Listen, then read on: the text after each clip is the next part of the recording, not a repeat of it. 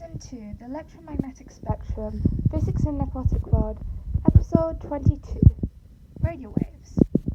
Welcome, strangers. Okay, so this episode will be relatively long to me, because it's very content-based, well, more or less. Actually, it's not very content-based, it's more... You know what, I'm just going to start the episode. So, broadcasting seasons, communicating the latest video game release, resonance of a medical demand, aka MRIs, TVs in general. It's all about the range, as they need to go from one mast to the other, fast. So Hamlet is played at day, and Macbeth is played at night. So what does that mean? What's the link here? The Hamlet bit was him going to kill his father in the chapel, but deciding not to and wandering around to go to his mother, and then fast forward a bit to his girlfriend Ophelia's funeral, with Hamlet contemplating his existential crisis. And the Macbeth bit was that he didn't believe that the trees were walking towards him. He just got the news from the page guy that his wife is dead. The level of details from these scenes in particular was actually like amazing, because these are the points, these are the ghost nodes, if you wish, that no longer matter now that you made the choices and death is firmly fated. The superposition state is gone. The uncertainty is gone. Death is at a closed, fixed point in the system. It would have been a necessary detour node in this current reality, you know what I mean? It would have been a necessary detour node that unfortunately will swallow humanity up when all the paths to life are blocked. The system itself eats itself. The system eats itself, like cannibalizes itself, until all other paths are closed, and the rest is silence. As would Shakespeare say, the rest is silence. I love Hamlet, it's a great play. Anyways, I've got a plan now. Because ultimately, there are systems everywhere. There is value in analysing the system like this, rather than the individual nodes. So that's what I'm going to keep doing. See, these points are both plays, or possibilities forming. Like, the possibilities are formed within their own dark connections. Hamlet isn't a story about breakdown. It's the very life we live. It's a chaotic system. It works. Not all systems work the way we want it to, but all systems beat with life. It's embarrassing to explain to others, because sometimes people go like, everyone, typically, they go like, oh, what do you mean? So that's why I have this season.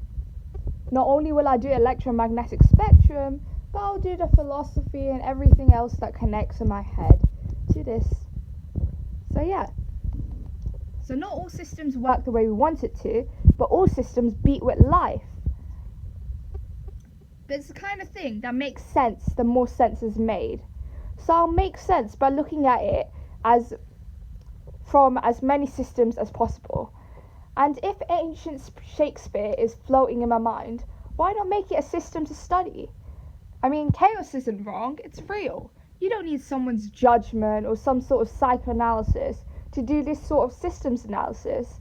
Just need to be open to perceiving new ways and look at even the most strange, peculiar, fringe, out of the world thoughts.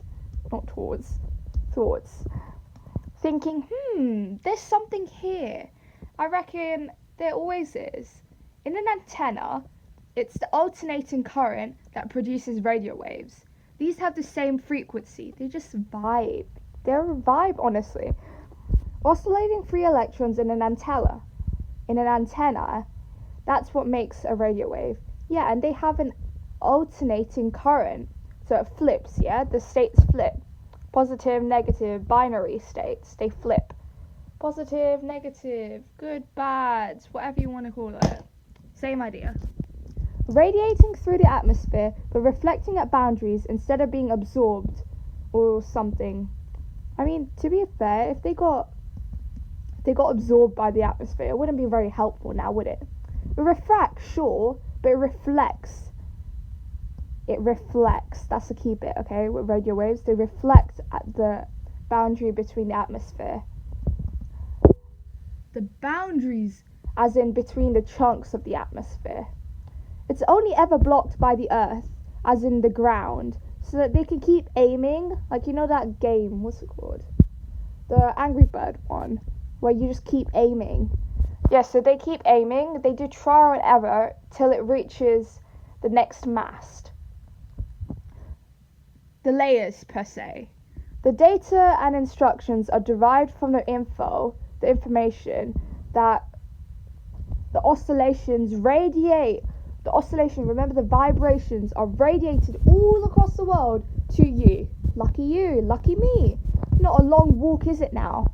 Thank you, radio waves. For what? For existing. For being controllable, more or less. For allowing me to drive a car. Wait, hang on. No, I'm underage, but I mean a remote control one. As far as I want until the batteries run out. I can safely say that's a chemical issue, the batteries running out. Or honestly, maybe more of a supply issue. They are as safe as light waves go, really. They shouldn't kill. I'm saying that as if the waves decide. That's silly. They aren't dangerous. I mean, I don't recommend putting your devices in a tub of water and then touching the surface, though. That's just plain stupid. That'll hurt. Well, yeah.